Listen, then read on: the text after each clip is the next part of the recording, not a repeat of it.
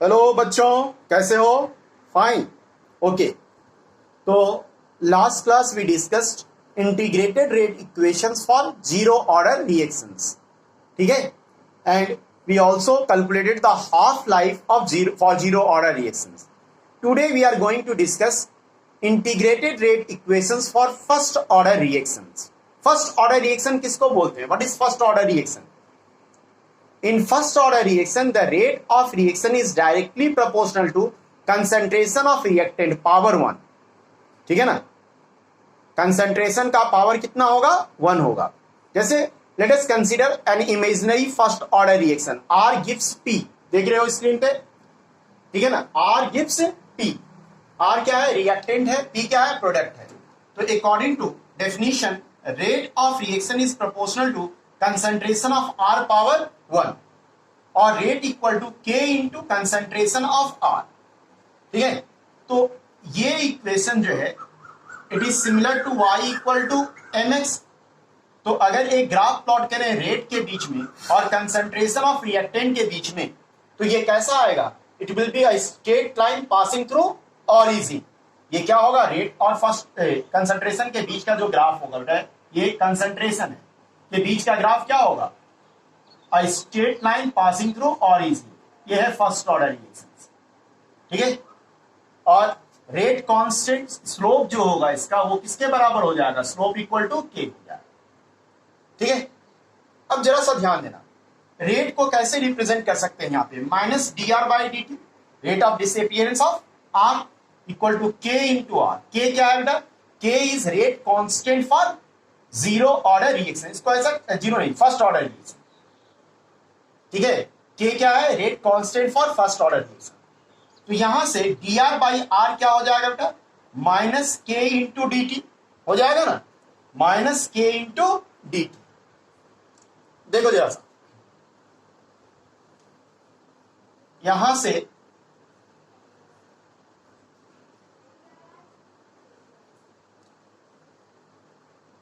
अगर मान लो initial concentration of reactant, initial concentration of reactant है R naught and concentration of reactant after time T equal to क्या हो गया बेटा? R T. R T is final concentration and R naught is initial concentration. Then integrate both side with proper limit. दोनों तरफ integrate करो. D R by R equal to क्या होगा? Minus के इंटू डी टी. दोनों तरफ integrate करेंगे with proper limit. When T equal to zero concentration is R naught. When T equal to T, after T समय लिखे है ना? ठीक है? तो कंसंट्रेशन ऑफ रिएक्टेंट क्या हो जा रहा है? R T. अब देखो dx बाई एक्स का इंटीग्रेशन क्या होता है बेटा? What is the integration of dx by x? X होता है ना? dx बाई एक्स का इंटीग्रेशन आपको क्या होता है? ln x होता है, log x. तो यहां क्या हो जाएगा? ये ln r. ln मतलब log base e. Lower limit कितना है बेटा? r not. अपर लिमिट क्या है? rt. अब ये हो जाएगा माइनस dt का इंटीग्रेशन क्या हो जाएगा? t zero to t. ठीक है? अब इसे अब क्या करते हैं बेटा? अच्छा, एक चीज छूट गया यहां पे ना. क्या छूट गया? k छूटा. तो माइनस के इंटू टी जीरो टू. अब क्या करते हैं? ln R T minus ln R naught equal to हम क्या लिखेंगे? Minus K T minus zero. ln R T minus ln R naught, इसको क्या लिख सकते हैं? ln R T by R naught equal to minus K T लिख सकते हैं. और यहां से R T by R naught दिखाई दे रहा होगा, इक्वल टू क्या हो जाएगा बेटा? Minus K T. ठीक है? हो जाएगा ना? के क्या है? Rate constant for first order reaction. तो देखो बेटा, यहां से हम लोग क्या लिख सकते हैं, यहां से आर टी इक्वल टू क्या हो जाएगा, आर नॉट, अच्छा एक चीज छूट गया, L N R T by R naught equal to क्या था, minus K T, R T by R naught हो जाएगा E to the power minus K T, E to the power minus K T, exponential form में आएगा। तो ये हो जाएगा R T equal to R naught into E to the power minus, ठीक है। This is one of the form of integrated rate equation for first order reactions, ठीक है ना। ये एक फॉर्म हो गया, क्या हो गया फॉर्म बेटा, R T equal to R naught E to the power minus K T, ठीक है। दूसरे फॉर्म के बारे में जिक्र करते हैं, जरा सा ध्यान दें।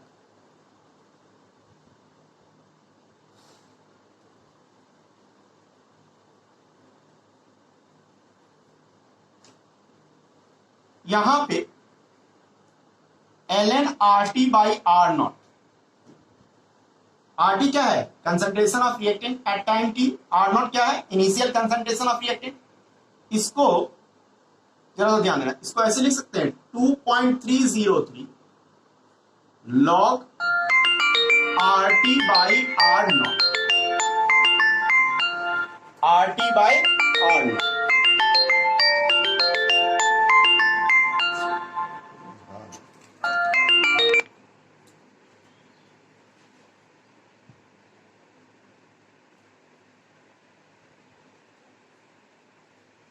Are T by R naught equal to क्या हो जाएगा,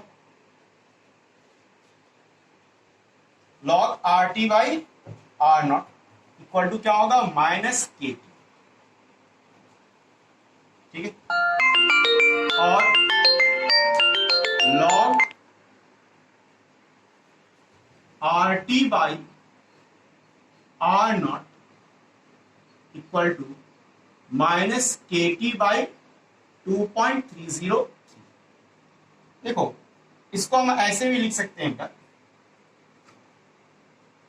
के T by 2.303 equal to minus यहां होगा तो क्या हो जाएगा, log R naught by R, लिख सकते हैं ऐसा।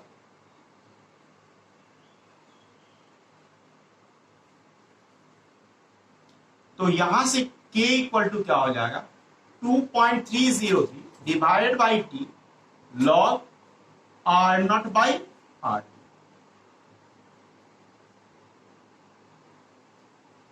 ठीक है बाबू। ये क्या हो जाएगा, second equation for the integrated rate equations for first order reactions. एक ये हुआ, एक ये भी हो गया, ठीक है। फर्स्ट और सेकेंड को हम लोग क्या बोलते हैं, इंटीग्रेटेड रेट इक्वेशंस फॉर, इसके लिए फर्स्ट ऑर्डर रिएक्शंस, ठीक है। इसके साथ ही साथ एक चीज और, अभी हम लोग देखे थे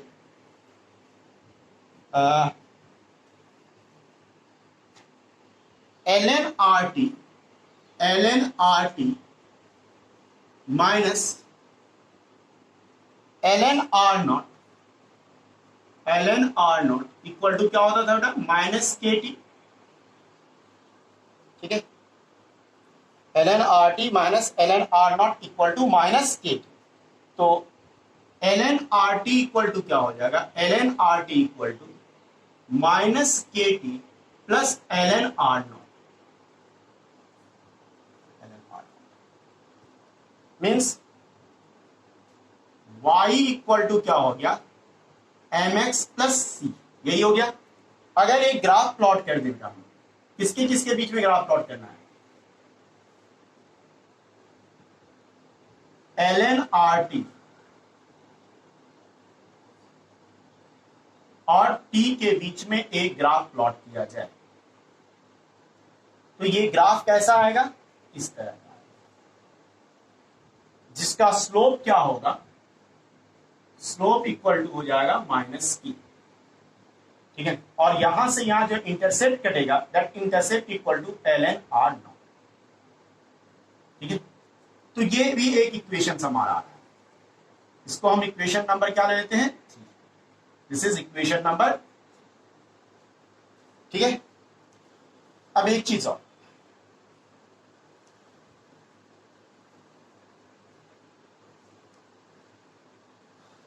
यहीं से हम लोग ये लिख सकते हैं 2.303 log RT equal to minus KT plus 2.303 log R naught लिख सकते हैं। तो log RT इक्वल टू क्या होगा बेटा, log RT equal to minus K by 2.303 into T plus log R not.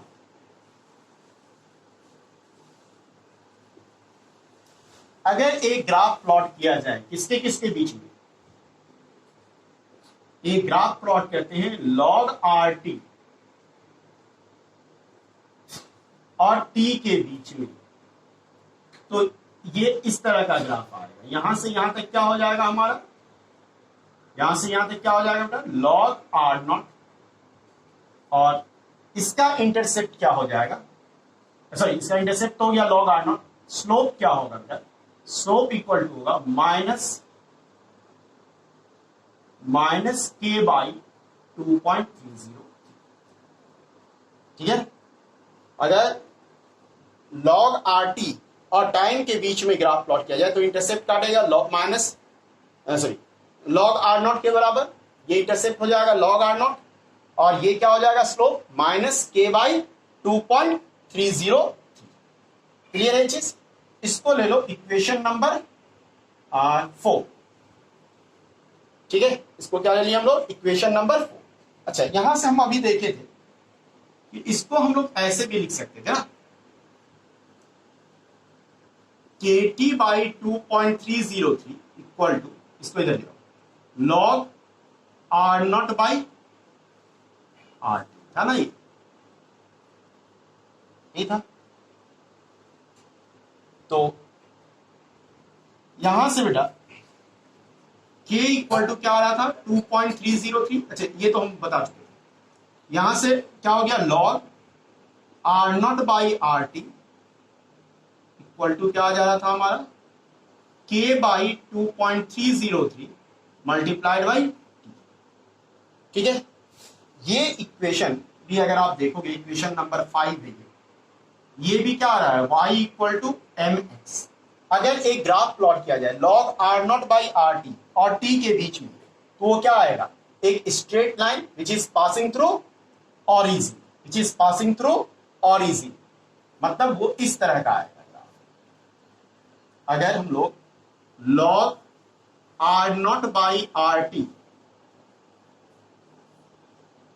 को y एक्सिस पे ले लेते हैं, x एक्सिस पे क्या ले लेंगे हम लोग, टाइम ले लेंगे, टाइम। तो ये ग्राफ कैसा आएगा, इस तरह, और इसका स्लोप कितना होगा बेटा, slope equal to K by 2.30। तो हम लोग डिफरेंट टाइप का ग्राफ भी यहां देख रहे हैं, ठीक है ना, और ये ग्राफ याद भी रखिएगा। और equation 1 2 3 4 5 all these equations are known as integrated rate equation for first order reaction. 1 2 3 4 and 5 equation number are known as, क्या चीज बेटा, are known as integrated rate equation for first order। सभी याद रहना चाहिए। वैसे मोस्ट प्रोबेबली जो सबसे इंपॉर्टेंट है वो कौन सा इक्वेशन है ये सब में बेटा, ये जो हम अभी बताए थे equation K equal to 2.303 divided by T log R naught by RT। This is the most important equation, ठीक है ना।